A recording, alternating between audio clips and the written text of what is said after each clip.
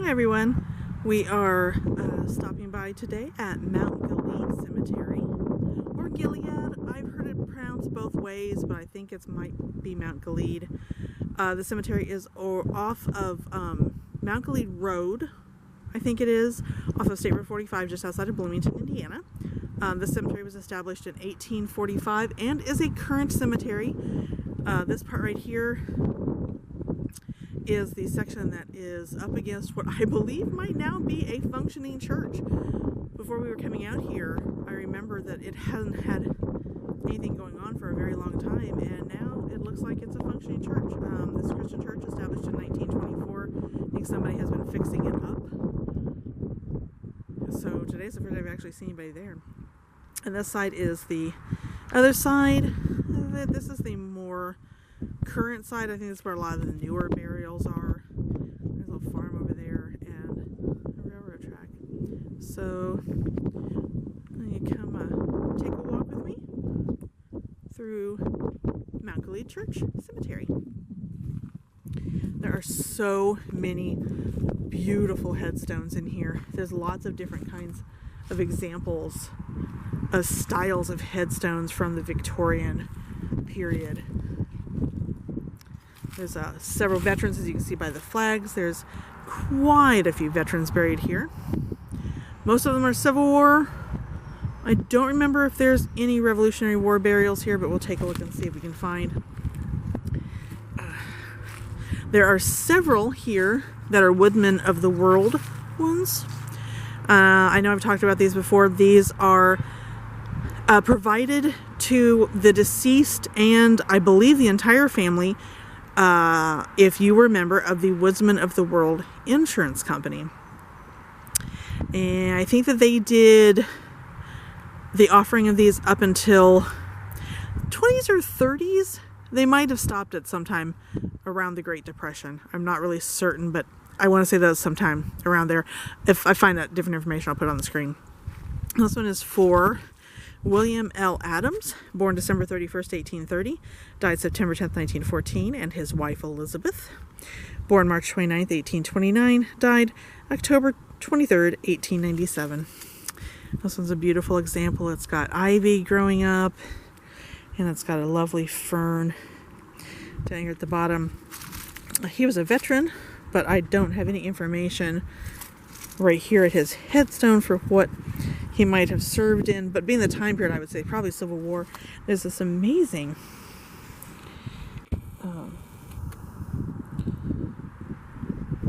bit here. Probably one time was an eagle. It's long since rusted away. Sorry, I stepped on a stick that poked me really hard.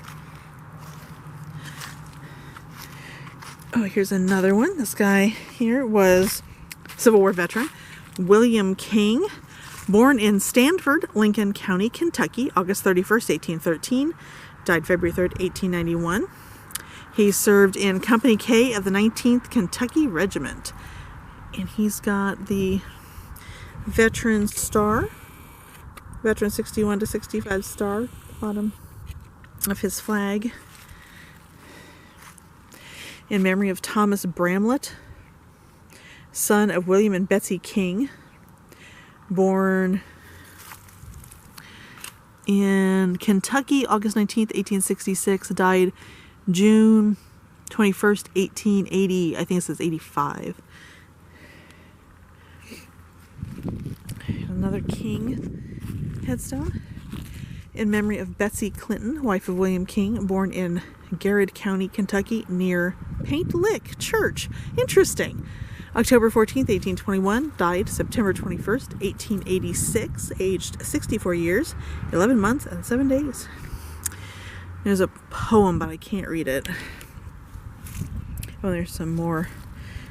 A poem down here. I don't know if it's a continuation or not. There's another one. No, that one's much newer. I'm not gonna. That one. James D. Alexander, 1836 to 1899. Oh, he was a Civil War vet. Colonel G., 31st Indiana Volunteers, and his wife Nancy. 1842 to 1875.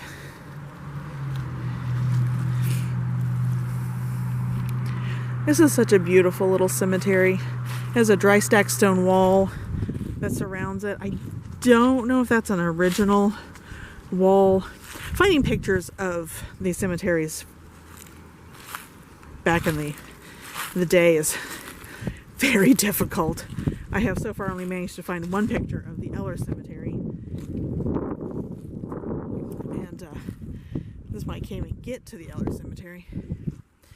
So this one here, oh, this one's really hard to read. You might be able to see it, I don't know if you can, but it says William Myers. Born in May of 1840.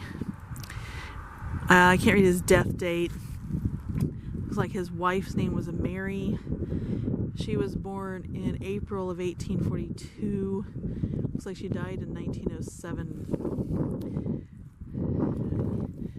Now his also has a carver's name on it. Whitaker, Nashville, Indiana. Let's see if I find any information about him. Alright, here's another lovely example of the woodsman of the world. This is a different style. It is the entwined trees for Jane Myers, February 15th, 1851 to April 20th, 1927, and her husband Jasper, August 23rd, 1845 to April 3rd, 1918. Gone but not forgotten. This one also has vines crawling up it. They don't appear to be ivy. And then the ferns at the bottom. There's Hester Yoder, born November 20th, 1891, died November 29th, 1901. And then here's another Myers. This is another woodsman of the world. Now, as you can see, I'll go over here on this side, the difference between the two. Theirs is much taller than this one here, which generally signifies that this one would be a life cut short. And this one was for Viola Myers, daughter of J. and J. Myers, born October 8th, 1869, died October 8th, 1892. So yeah, so she was a young adult when she passed away. On this side we have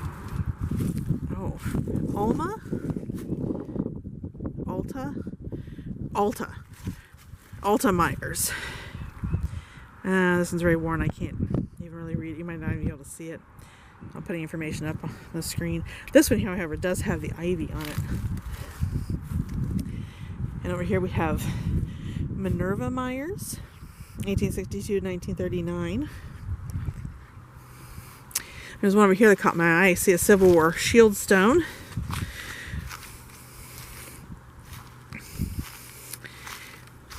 But first we have John A., son of J. and E. McBride, died October 28, 1865.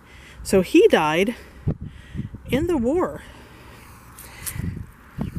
He was a member of Company D, 30th Indiana Infantry. Oh, volunteers. He was a volunteer.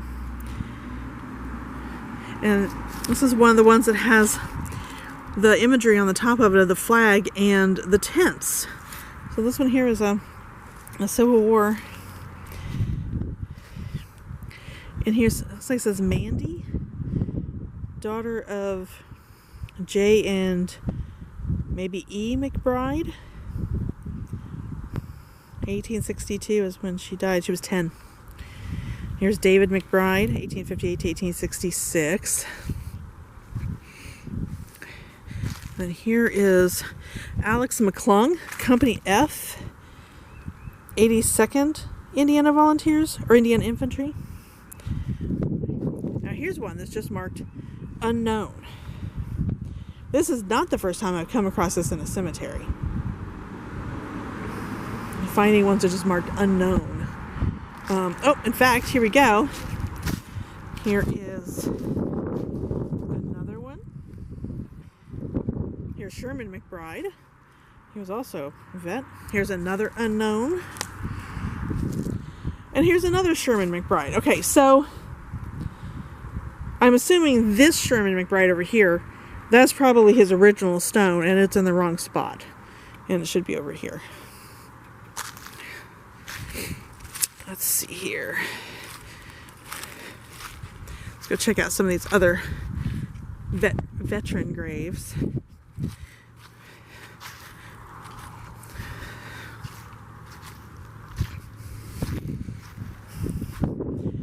Here's Tillman A.H., son of D.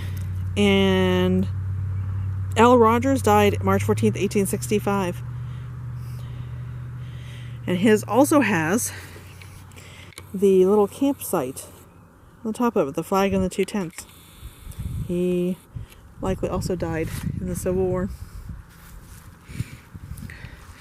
Now this one has some of my favorite imagery on it.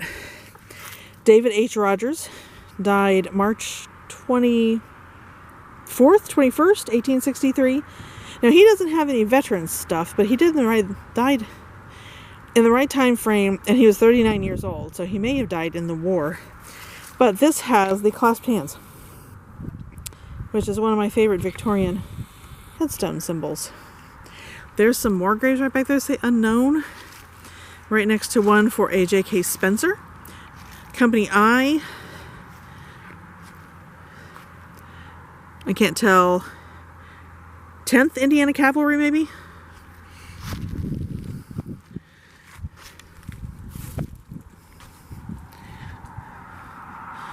And then here's one. This one is a child's grave. You can tell because it has the reposing lamb on the top of it. This is for Mary J. Teague. November 1893 to October, I think this is 1906. And it says gone but not forgotten. And then here's another one that is also a child. In memory of Helene Rogers, born January 21st, 1895, died October 6th, 1903. And she has at the bottom of hers, by the fern, a calla lily.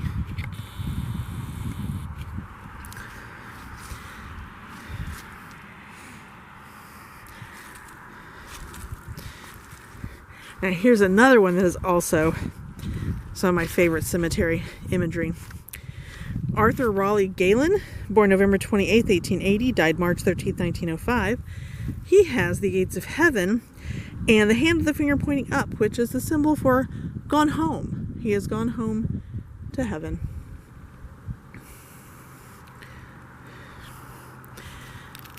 Here's William S. Gray, 1859 to 1943, and Laura M. Gray, 1867 to 1922. He also has a symbol back here. Now, I know I've looked up one other time what this symbol was. I want to say it might something to do with Freemasonry. I can't 100% remember. I will look it up and I'll put it on the screen for whatever it might be. But there's more veterans down there. There's so many graves. I don't remember exactly how many graves are out here, but it is a very, very beautiful cemetery. So it was established in 1845, so there are going to be several. Here's a double infant grave. Infant daughters, Galleon. One died on July 15th, 1906, and the other on July 29th, 1906, so they may have been twins.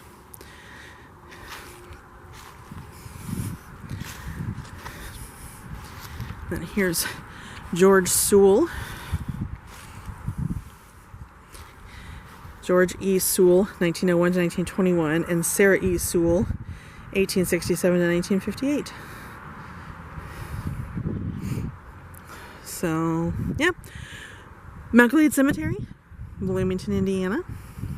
Thank you for taking some time out to spend with me walking through the cemetery today. And have a nice day. Bye-bye.